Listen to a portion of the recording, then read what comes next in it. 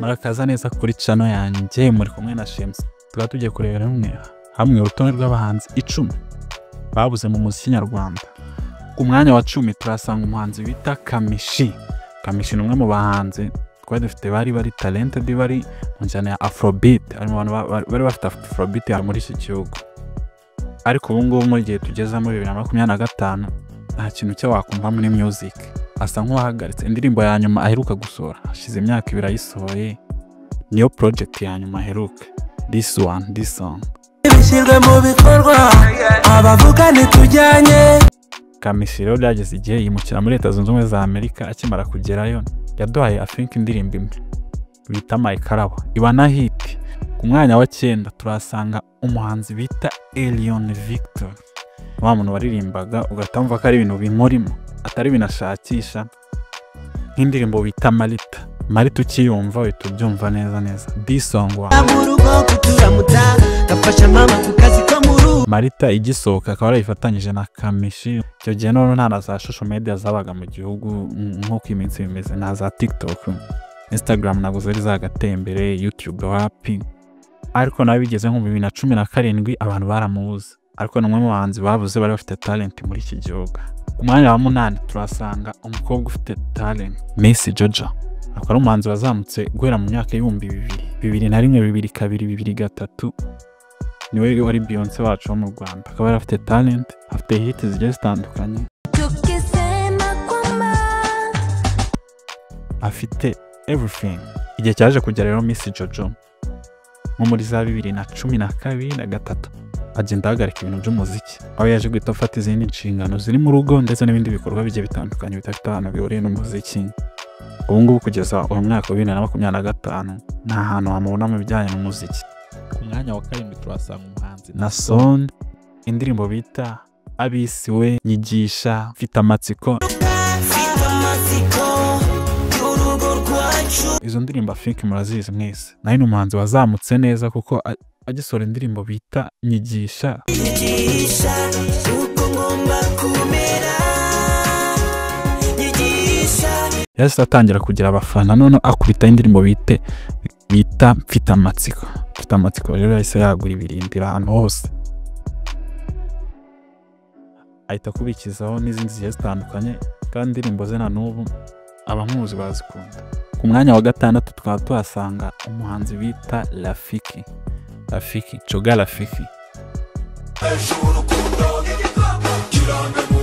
Rafiki rero akaba ari umwe mu bahanzi bazamukanye na ba Miss Jojo, bamwe mu bahanzi batangiriwe urubyiruko rw'ubu muri music. Ku mwanya wa 5 turasanga Lil G.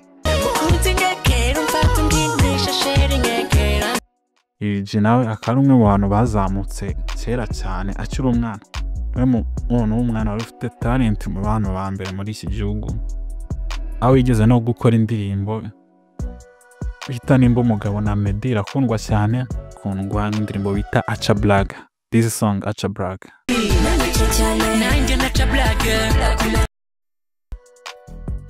akaba ari indirimbo zagiye zikundwa. Dirija ariko akaba aragendaga ajya mu bindi bikorwa bigiye bitandukanye n'umuziki atava marike. Ubu ngubu tuvugana akaba yarigiriye hanze, ntagakiba mu gihugu cy'u Rwanda, ari mu bindi bikorwa. Ku mwanya wa 4 turasanga umuhanzi bita Gisa cy'Inganzo. Ucyumva indirimbo Uruyenzi,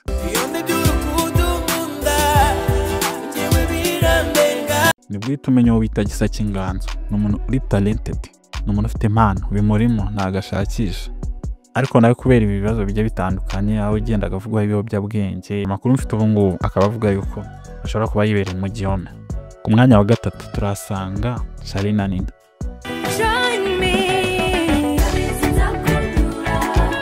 Indirimbo yatumye bamenyekana mbere bayita Indoro, bakoranye na Big Fizzo. Nyuma bagiye bakurikiza andi mahiti Agatege, bakora amatua Amerika, Uganda, everywhere.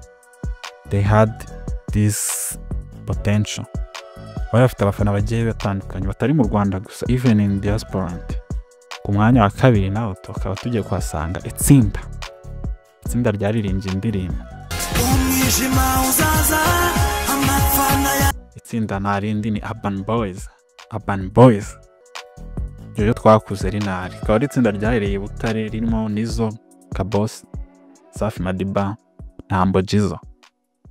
Ariko ubu tuvugana akaba ari itsinda ryarangije gusenyuka aho nta bikorwa by'umuziki bagikora kuko baratandukanye, buri wese yikora ku giti cye. Aho Safi Madiba aba muri Canada ari nawe ukora ibikorwa bya music, Humble Jizzo akaba yibera muri Amerika, Nizo Kabos akaba ari wasigaye mu Rwanda.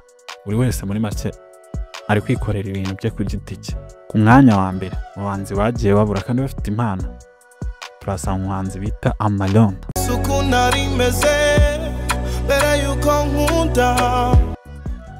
Amalon guhera 2016 kuzamuka nawe akana ko yari mu bantu bari bayoboye bari kuzamuka neza cyane, aho yasoraga indirimbo zigiye zitandukanye, urugero nk'iyi ngiyi bita Delila.